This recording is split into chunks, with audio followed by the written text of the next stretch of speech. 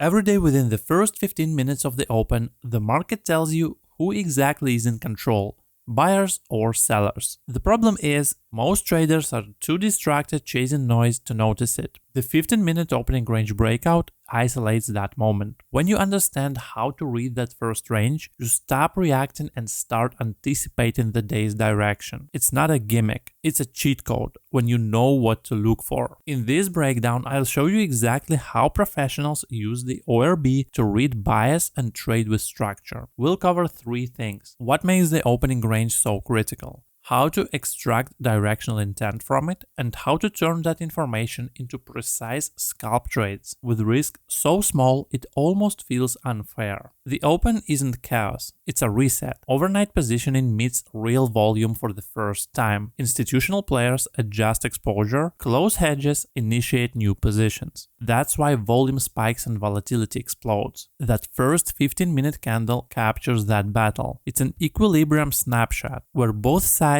fight to establish control. Once one side forces a break from that balance, that breakout defines the session's tone. This is why professional traders don't care what the market does. They care how it behaves relative to that first range. That behavior is what gives the ORB its edge. Before the bell, context is everything. You should already know 3 things. What's the overnight bias? Were futures trending or balanced? Is the higher time frame trending or compressing? Where are key liquidity pools? Yesterday's high, low, VWAP or major news levels. When you combine that prep with the opening range, you're not reacting, you're validating. If pre-market strength aligns with a strong break above the opening range, that's confirmation, not luck. If the open rejects a level you marked hours ago, that's information, not noise. This alignment between context and real-time action is what turns a simple box into a professional trigger. Here is the structure. After the first 15-minute close, mark the high and low. That's your reference zone. But the breakout itself isn't the trade. It's the reaction after the breakout that matters. You're watching for one of 3 things: a clean continuation with expanding volume, classic trend start, a fake break that instantly reverses, trapping traders in the wrong direction, or a range hold that signals indecision. No edge, no trade. The cheat code is not the line, it's your ability to identify which type of day you're in within the first half hour. If you can classify the day correctly, the ORB gives you asymmetric opportunities again and again.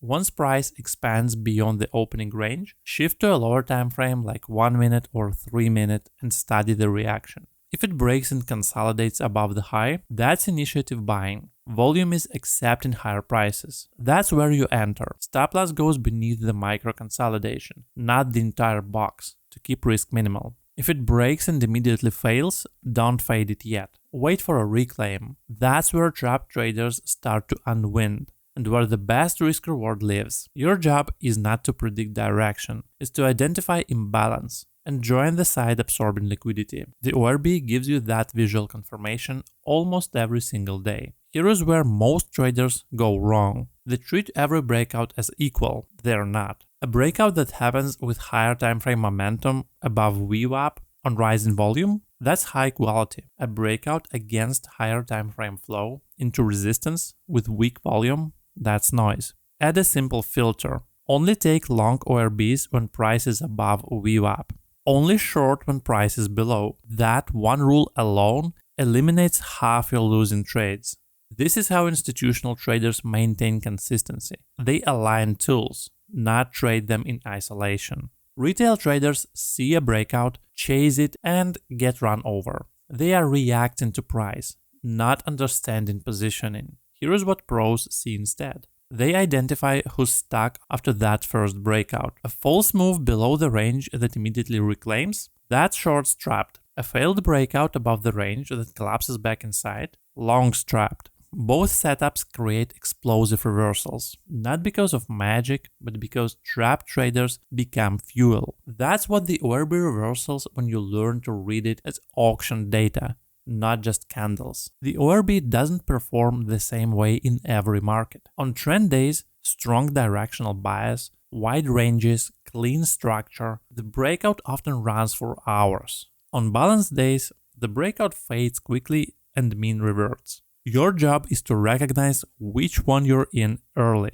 If volume dries up right after the breakout, you're likely in chop. Protect capital. If volume expands and pulls back, get shallow, you're in trend. Press your winners. Same setup, two completely different outcomes, depending on your read of context. The cheat code is not the range, it's how you interpret the auction inside it. The ORB gives you structure, timing, and a consistent window where liquidity is highest and volatility is most directional. When you build around that, pre-market prep, context filters, execution discipline, you end up with a system that's simple, repeatable, and scalable. Test it yourself. You will start seeing the same behavior repeat. Volume builds, structure shifts, and one side gets trapped. That's not luck, that's market logic repeating. And once you internalize that rhythm, you will realize why the 15-minute ORB really is a cheat code for scalping.